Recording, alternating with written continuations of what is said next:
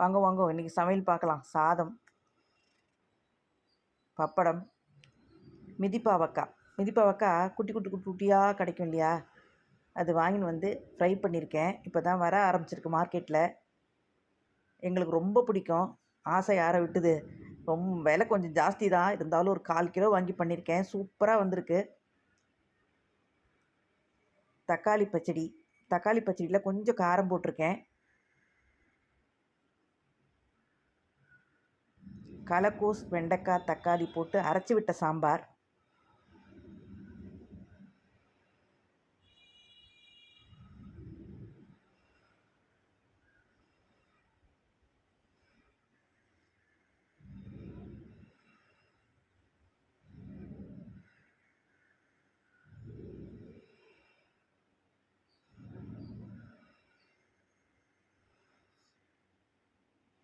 Mysore ரசம்.